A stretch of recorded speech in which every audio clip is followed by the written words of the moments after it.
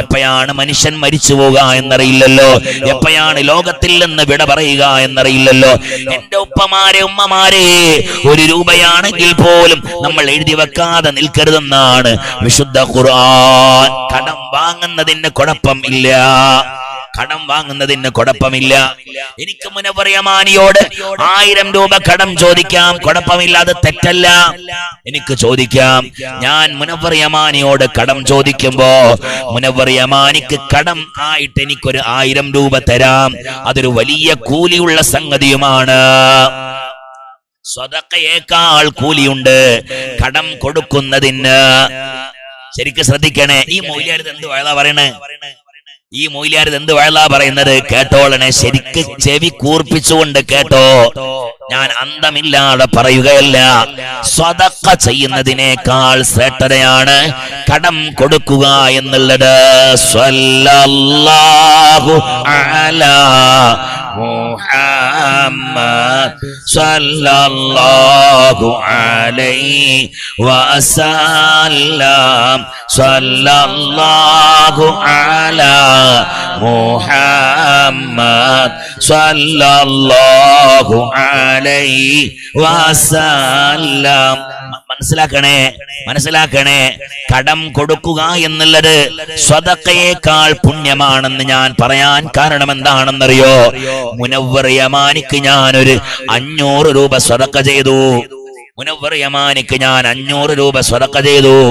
പക്ഷേ മുനവ്വർ യമാനിയുടെ തൊട്ടപ്പുറത്തുള്ള സഹോദരൻ, എന്താ അവന്റെ പേര്? അൻഷിഫോ. അവൻ എന്ത് ചെയ്തു? ഒരു 500 രൂപ എന്നോട് കടം ചോദിച്ചു. സുബ്ഹാനല്ലാഹ്. അപ്പൊ ഞാൻ ആർക്കാണ് ഈ പണം കൊടുക്കേണ്ടതെന്നറിയോ? 500 രൂപ എന്റെ കയ്യിലുണ്ട്. അത് ഞാൻ മുനവ്വർ യമാനിക്ക് സ്വതക്ക ചെയ്യാൻ വേണ്ടി വെച്ചതാണ്. അപ്പയാണ് ആര് വരുന്നത്? അൻസിഫ് വരുന്നത്. എനിക്കൊരു 500 രൂപ കടം തരോ ഉസ്താദ്?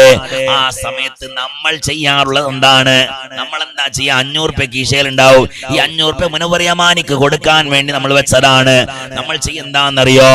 ഞാൻ ഒരാൾക്ക് സ്വതക്ക ചെയ്യാൻ വേണ്ടി കരുതി വെച്ചതാണ്. വേറെ എന്റെ കയ്യിൽ കാശൊന്നുമില്ല.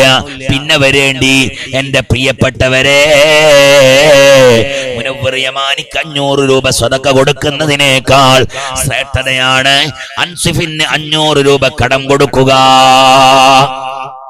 500 രൂപ കടം കൊടുക്കുക, അതിനാണ് സ്ഥാനം. അല്ലാതെ മുനവ്വർ യമാനിക്ക് 500 രൂപ സ്വതക്ക ചെയ്തതിനല്ല. കാരണം എന്താണെന്നറിയോ?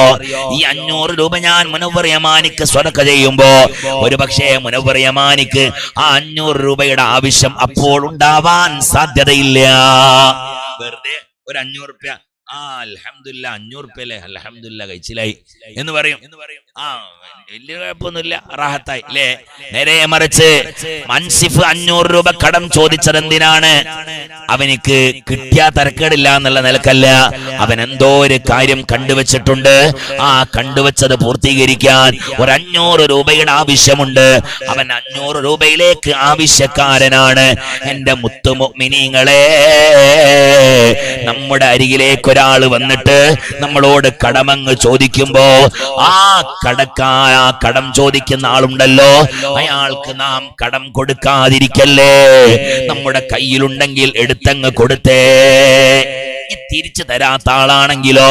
മുനവ്വർ യമാനിയത ഒരു 25,000 രൂപ എന്നോട് കടം ചോദിക്കുകയാണ്. ഞാൻ കഴിഞ്ഞ പ്രാവശ്യം മുനവ്വർ യമാനിക്ക് ഒരു 5,000 രൂപ കടം കൊടുത്തിരുന്നു. ആ കടം കൊടുത്തൊരു വിവരവുമില്ല. പടച്ചോൻ എന്നെ കാണുമ്പോ മുനവ്വർ യമാനി മുങ്ങി നടക്കുകയാണ്. അങ്ങനത്തെ മുനവ്വർ യമാനിയാണ്. പിന്നെയും ഒരു 30,000 കടം ചോദിക്കാൻ വേണ്ടി വരുന്നതെങ്കിൽ അപ്പൊ നമുക്കറിയാം, ഒരു മുഅ്മിനെ 2 തവണ ഒരു മാളത്തിൽ നിന്ന് പാമ്പ് കൊത്തൂലല്ലോ. അപ്പൊ 25,000 രൂപ കടം ചോദിക്കാൻ വരുന്ന മുനവ്വർ യമാനിയോട് പറയേണ്ടത് എന്താണെന്നറിയോ? നിങ്ങൾ നാളൊരു കടം വാങ്ങിയില്ലേ, ഇനി ഒരു 5,000 രൂപ. ആ 5,000 രൂപയിൽ നിന്ന് 500 രൂപ ഞാൻ പൊരുത്തപ്പെട്ടു തന്നു. ഇതാ ഒരു 500 രൂപയും കൂടെ നിങ്ങൾ എടുത്തോളി. നിങ്ങൾ ആ 25,000ത്തിന്റെ ആവശ്യത്തിന് വെച്ചോളൂ. വേണമെങ്കിൽ അങ്ങനെ പറയാം. അതല്ലാതെ കടം ചോദിക്കുമ്പോ നമ്മൾ അവരെ നിസ്സാരപ്പെടുത്തേണ്ടതില്ല. അവർക്ക് കടം കൊടുത്തോ, എന്നിട്ട് കടം കൊടുത്തു കഴിഞ്ഞാൽ ആ കടം കൊടുത്തൽ അവധി എത്തുമല്ലോ. ആ അവധി എത്തുന്ന സമയത്തിൽ നാം മുനവ്വർ യമാനിയെ ഇങ്ങനെ ഇടങ്ങേറാക്കാൻ പാടില്ല. ആ അവധി എത്തിക്കഴിഞ്ഞതിന് ശേഷം ഒരു ദിവസം കൂടെ കഴിയുമല്ലോ. അതായത് മുനവ്വർ യമാനിയോട് ഞാൻ പറയുകയാണ്, നിങ്ങൾ 2021 2022 ജൂൺ മാസം 11 വരുമ്പോ നിങ്ങൾക്ക് ഞാൻ തന്ന 25,000 തിരിച്ചു തരണം കേട്ടോ. അതാണ് കരാറ്. എന്നാൽ 2022 കഴിഞ്ഞു, ജൂൺ 11 മുനവ്വർ യമാനി പണം തന്നിട്ടില്ല. അങ്ങനെ വരുമ്പോ മുനവ്വർ യമാനിയോടൊന്ന് ചോദിക്കണം. കിട്ടുന്നത് വരെ വേണമെങ്കിൽ ചോദിച്ചോ, പക്ഷെ അയാൾ ആക്രമിക്കരുത്, ചീത്ത വിളിക്കരുത്. അയാൾക്ക് അവധിയൊന്ന് നീട്ടിക്കൊടുത്താൽ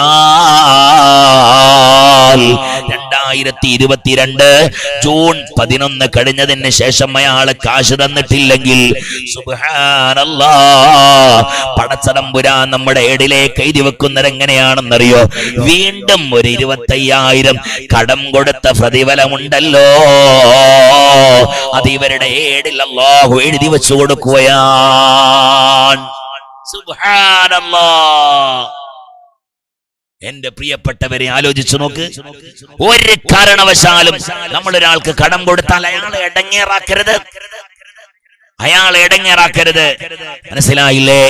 എന്നാൽ എന്റെ പ്രിയപ്പെട്ടവർ ഈ വാക്ക് കേട്ടുകൊണ്ട് ഇനി എന്താക്കണ്ട, ഈ വാക്ക് കേട്ട് ഇത് ക്ലിപ്പാക്കിയിട്ട് നമ്മൾ എന്തെങ്കിലും ആരെങ്കിലും നമുക്ക് കൊടുക്കാനുണ്ടെങ്കിൽ അവർക്കിത് കൊടുക്കാൻ നിൽക്കണ്ട. കടക്കാരുണ്ടല്ലോ, ആ കടം വീട്ടാൻ ഏറ്റവും കൂടുതൽ